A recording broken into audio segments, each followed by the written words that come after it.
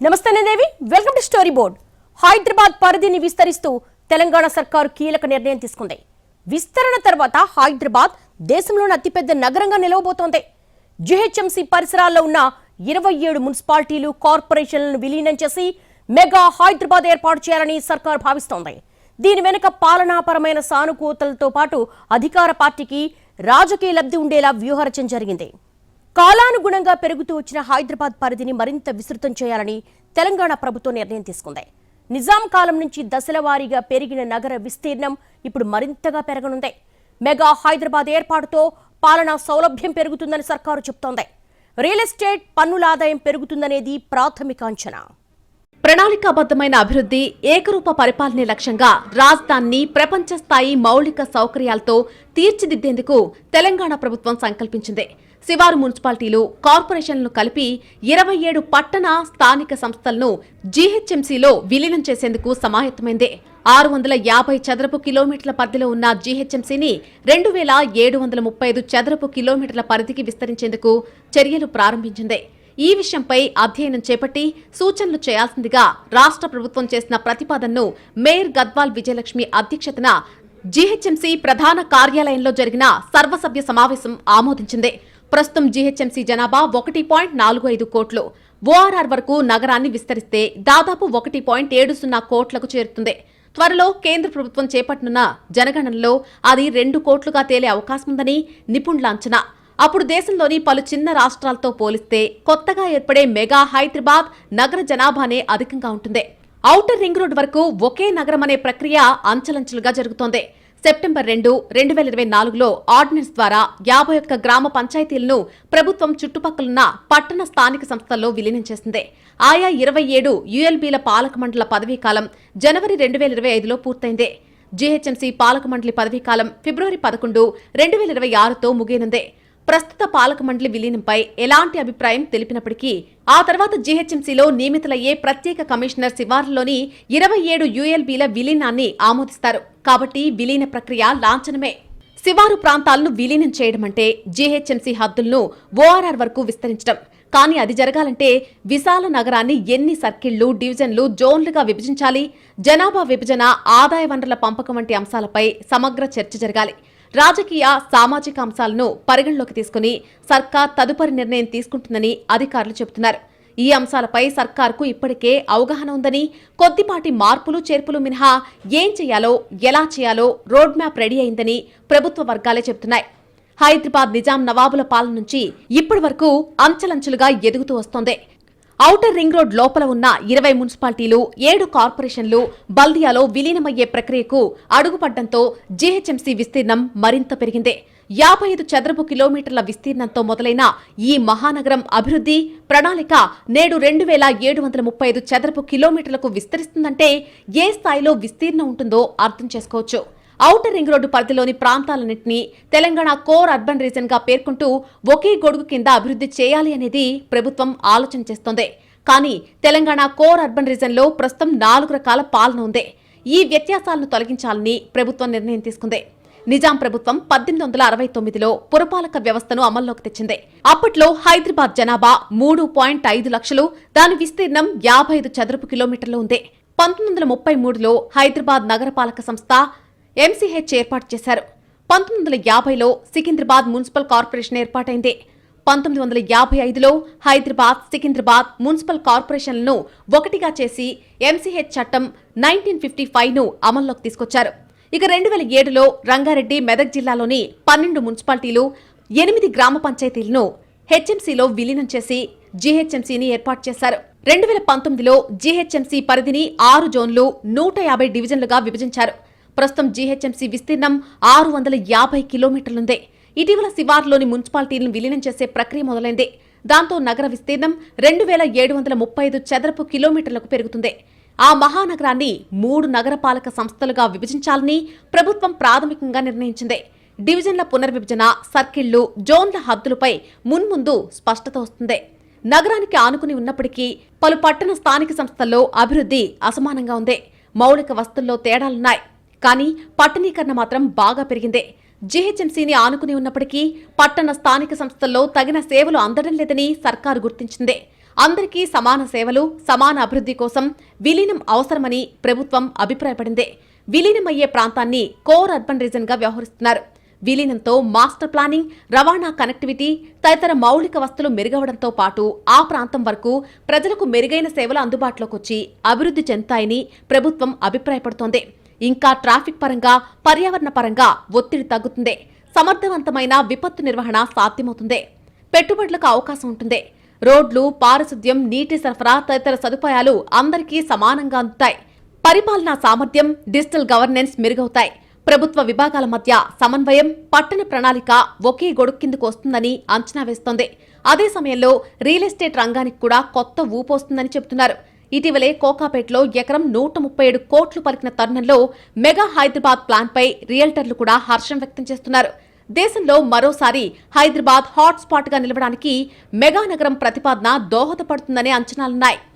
శివారు నగర పురపాలికలు జీహెచ్ఎంసీలో విలీనం కావడం వల్ల అక్కడి ప్రజలపై ఆస్తి పన్ను భారం పడే అవకాశం ఉంది.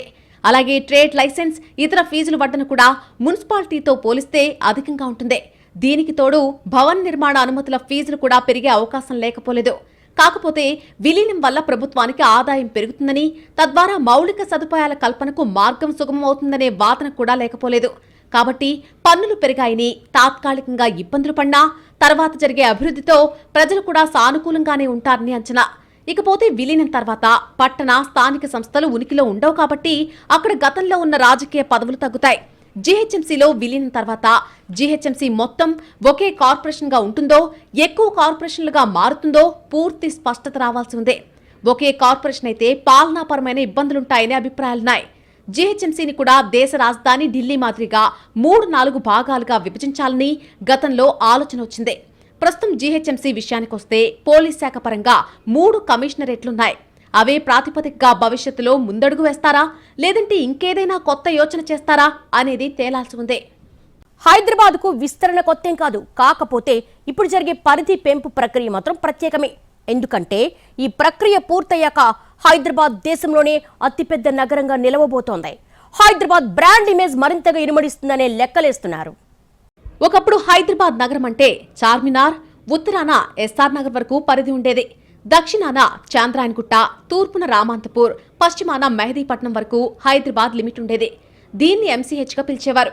అప్పుడు హైదరాబాద్ నగరంలో 100 మంది కార్పొరేటర్లు ఉండేవారు.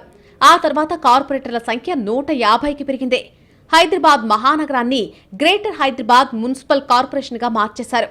అటు ఉప్పల్ నుంచి ఈసీఐఎల్, హయత్ నగర్, బాలాపూర్, శేర్లింగంపల్లి వరకు హైదరాబాద్ విస్తీర్ణం బాగా పెరిగింది. తాజాగా ఉన్న గ్రేటర్ హైదరాబాద్ ను మరింత విస్తరించే యోచనలో తెలంగాణ ప్రభుత్వం ఉంది. అందుకు అవసరమైన జీహెచ్ఎంసీ చట్టం, తెలంగాణ మున్సిపల్ చట్టాలకు సవరణలు చేసేందుకు మంత్రివర్గం ఆమోదం తెలిపింది.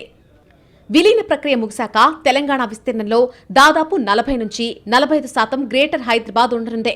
5 జిల్లాలు, 47 మండలాలు, 311 గ్రామాల పరిధిలో 6 పార్లమెంట్ స్థానాలు, 28 అసెంబ్లీ స్థానాలతో దేశంలోనే అతిపెద్ద నగరంగా హైదరాబాద్ విస్తరించబోతోంది. జీహెచ్ఎంసీ ప్రస్తుత నగరపాలక సంస్థ పదవీకాలం వచ్చే ఏడాది ఫిబ్రవరితో ముగుస్తుంది. అనంతరం 27 పట్టణ, స్థానిక సంస్థల విలీనానికి చట్ట సవరణలు చేస్తాం. ఆ తర్వాతే ఎన్నికలుంటాయి. మరొక వైపు ఓఆర్ఆర్ వరకు ఉన్న ప్రభుత్వ, ప్రైవేటు ఆస్తుల వివరాలపై రాష్ట్ర సర్కార్ ఇప్పటికే అధ్యయనం ప్రారంభించింది. సికింద్రాబాద్ కంటోన్మెంట్ ప్రాంతం విలీన ప్రక్రియ రాష్ట్ర ప్రభుత్వ ఆమోదం కోసం ఎదురుచూస్తుండగానే శివారు ప్రాంతాల విలీన ప్రక్రియ పట్టాలెక్కనుంది. జీహెచ్ఎంసీకి ఔటర్ రింగ్ రోడ్ ఓఆర్ఆర్ ను సరిహద్దుగా నిర్ణయించింది. దీంతో హైదరాబాద్ మహానగరం దేశంలోనే అతిపెద్ద నగరంగా అవతరించనుంది. విలీనం కానున్న మున్సిపాలిటీల్లో కొన్నింటి పరిధి ఓఆర్ఆర్ అవతల కూడా విస్తరించింది. ప్రస్తుతం 150 మున్సిపల్ డివిజన్లతో ఉన్న జీహెచ్ఎంసీ పరిధి కొత్త వాటి విలీనంతో 3 పెరగనుంది. తాజాగా విలీనం కానున్న 27 మున్సిపాలిటీలు, కార్పొరేషన్ల పాలక మండళ్ల గడువు ముగిసి చాలా కాలమైందే.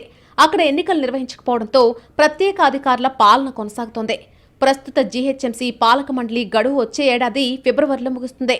జీహెచ్ఎంసీ పాలక మండలి గడువు ముగిసిన తర్వాతే విలీనం జరుగుతుంది. విలీనం అనంతరం మొత్తం ప్రాంతాన్ని విభజించే అవకాశం ఉంది. సర్కార్ గ్రీన్ సిగ్నల్ ఇస్తే డివిజన్ల పునర్విభజన, కార్పొరేషన్ల విభజన 1-2 నెలల్లో పూర్తవుతుందని అంచనా. జీహెచ్ఎంసీలో విలీనం కానున్న మున్సిపాలిటీల్లో శంషాబాద్, నార్సింగి, మేడ్చల్ పరిధి ఓఆర్ఆర్ కు బయట 2-3 కిలోమీటర్ల దూరం వరకు విస్తరించి ఉంది. ఇవి ఔటర్ రింగ్ రోడ్ గ్రోత్ కారిడార్లో ఉండడంతో అక్కడ పట్టణీకరణ శరవేగంగా జరుగుతోంది. మిగతా ప్రాంతాల్లో ఇంత వేగంగా పట్టణీకరణ లేదు. పైగా ఈ మున్సిపాలిటీలు కార్పొరేషన్ల అభివృద్ధి, పట్టణ ప్రణాళికలు అస్తవ్యస్తంగా ఉన్నాయి. పెరుగుతున్న పట్టణీకరణ ఒత్తిడిని, వనరుల పంపిణీలో అసమానతల వల్ల మౌలిక వసతుల కల్పనలో ప్రాంతాల మధ్య సమతుల్యత లోపించడాన్ని ప్రభుత్వం గుర్తించింది.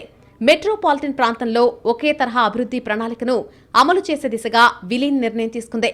అన్ని ప్రాంతాల్లో సమగ్ర అభివృద్ధి ప్రణాళికను రూపొందించడం, అస్తవ్యస్త కాలనీల ఏర్పాటును నిలువరించడం, జనాభా ఒత్తిడిని అధిగమించడం, విపత్తుల నిర్వహణను సులభతరం చేయడం, అన్ని ప్రాంతాలకు పెట్టుబడులు వచ్చేలాగా ప్రణాళికలు తయారు చేసే దిశగా ప్రభుత్వం అడుగులు వేస్తోంది. ఓఆర్ఆర్ వరకు మెట్రోపాలిటన్ ప్రణాళికను అమలు చేసే దిశగా విలీన ప్రక్రియను చేపట్టిన జీహెచ్ఎంసీ విస్తరణతో ఓఆర్ఆర్ అవతలి ప్రాంతాలకు కూడా హైదరాబాద్ ప్రధాన కేంద్రంలో ఉన్న సౌకర్యాలు లభించనున్నాయి. తాగునీటి నిర్వహణలో వాటర్ బోర్డు ప్రస్తుతం ఔటర్ లోపలి ప్రాంతాల్లో ముఖ్య భూమిక పోషిస్తోంది. ఇకపై ఓఆర్ఆర్ అవతల ఉన్న కొన్ని ప్రాంతాలకు కూడా ఈ సేవలు అందుబాటులోకి వస్తాయి. ఈ ప్రాంతాల్లో పారిశుద్ధ్యం, ఇతర పనులను జీహెచ్ఎంసీ చూసుకోనుంది.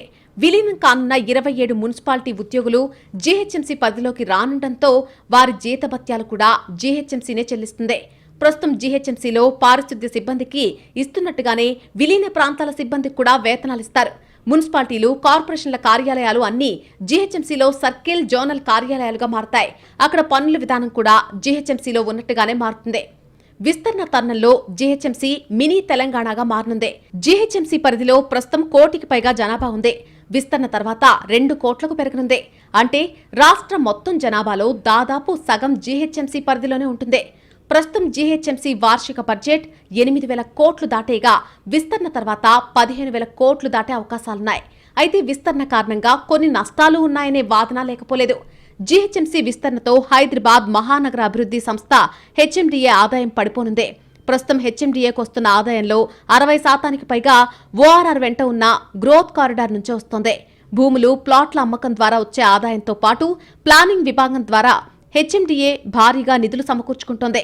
పెద్ద ఎత్తున స్థలాలు అందుబాటులో ఉండడంతో నిర్మాణ సంస్థలు ఇక్కడ భారీ ప్రాజెక్టులు చేపడుతున్నాయి. దక్షిణ భారతదేశంలోనే ఎత్తైన భవనాలు హెచ్ఎండిఏ పరిధిలో నిర్మాణమవుతున్నాయి. కోకపేట, పుప్పాల్గూడ, నార్సింగి, మణికొండ తదితర ప్రాంతాల్లో 50 అంతస్తులకు పైగా భవనాలొస్తున్నాయి. వివిధ రకాల అనుమతుల ఫీజుల ద్వారానే ఏటా 2,000 కోట్ల వరకు ఆదాయం వస్తోంది.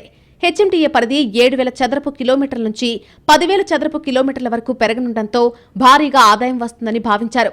ఇప్పుడు అధిక ఆదాయమిచ్చే కీలకమైన ఔటర్ రింగ్ రోడ్ అవతలి వరకు కూడా 2,000 చదరపు కిలోమీటర్ల ప్రాంతం జీహెచ్ఎంసీ పరిధిలోకి రావడం, 750 చదరపు కిలోమీటర్ల వరకు ఫ్యూచర్ సిటీ డెవలప్మెంట్ అథారిటీకి వెళ్లిపోవడంతో హెచ్ఎండిఏ ఆదాయం భారీగా పడిపోయే అవకాశాలున్నాయి. మొత్తంగా జీహెచ్ఎంసీ విలీనం తర్వాత మెగా హైదరాబాద్ గా రూపుమార్చుకుని రాబోయే 50 ఏళ్ల అవసరాలను తీర్చే సామర్థ్యం సొంతం చేసుకుంటుందని భావిస్తున్నారు. తద్వారా నివాసయోగ్య ప్రాంతాల విస్తీర్ణం కూడా పెరిగే అవకాశం ఉంది. భవిష్యత్తు పారిశ్రామిక అవసరాలకు తగ్గట్టుగా ప్లాన్ చేయడానికి వీలుంటుంది. మెగా హైదరాబాద్ ఏర్పాటయ్యాక నివాస, పారిశ్రామిక ప్రాంతాల్ని మరోసారి వర్గీకరించి భవిష్యత్తు అవసరాలకు తగ్గట్టుగా రూపకల్పన చేస్తామని సర్కార్ చెబుతోంది. ఓవైపు జూబ్లీహిల్స్ ఉప ఎన్నికల్లో గెలుపు, మరోవైపు త్వరలో జీహెచ్ఎంసీ ఎన్నికలు నిర్వహించాల్సిన పరిస్థితి. ఇలాంటి సమయంలో జీహెచ్ఎంసీ పరిధి పెంచడం రాజకీయ వర్గాల్లో చర్చకు దారితీస్తోంది. ఓ పద్ధతి ప్రకారం జీహెచ్ఎంసీలో బలం పెంచుకునే వ్యూహరచన చేస్తున్న కాంగ్రెస్ అందులో భాగంగానే జీహెచ్ఎంసీని విస్తరిస్తోందన్న భావన ఉంది. జీహెచ్ఎంసీ గడువు ముగిపోతున్న తరుణంలో తెరపైకొచ్చిన మెగా హైదరాబాద్ ప్రతిపాదన వెనుక లోతైన రాజకీయ వ్యూహం ఉందనే చర్చ జరుగుతోంది. తెలంగాణలో అధికారం దక్కినా జీహెచ్ఎంసీలో బలం లేకపోవడం మొదట్లో కాంగ్రెస్ కు లోటుగా ఉండేది. ప్రతిపక్షాలు కూడా ఈ పాయింట్ ని హైలైట్ చేస్తూ కాంగ్రెస్ ని గేలి చేసేవారు. కానీ జీహెచ్ఎంసీ పరిధిలో జరిగిన 2 ఉప ఎన్నికల్లోనూ కాంగ్రెస్ సత్తా చాటడం అధికార పార్టీ ఆత్మవిశ్వాసాన్ని బాగా పెంచింది. ఇదే ఊపులో జీహెచ్ఎంసీ పైన జెండా పాతాలనే సంకల్పంతో పకడ్బందీ వ్యూహరచన చేస్తోంది. ఆ వ్యూహంలో భాగంగానే జీహెచ్ఎంసీలో తమకు మరింత రాజకీయ బలం కలిసొచ్చేలా మెగా హైదరాబాద్ కు రూపకల్పన చేస్తోంది. జీహెచ్ఎంసీలో ఇప్పటికే పెరిగిన బలానికి చుట్టుపక్కల పట్టణ స్థానిక సంస్థల విలీనం రాజకీయంగా మరింత కలిసొస్తుందనే కాంగ్రెస్ సర్కార్ లెక్క. ఇప్పుడు విలీనం జరిగే 27 పట్టణ స్థానిక సంస్థల్లో జనాభాధికం.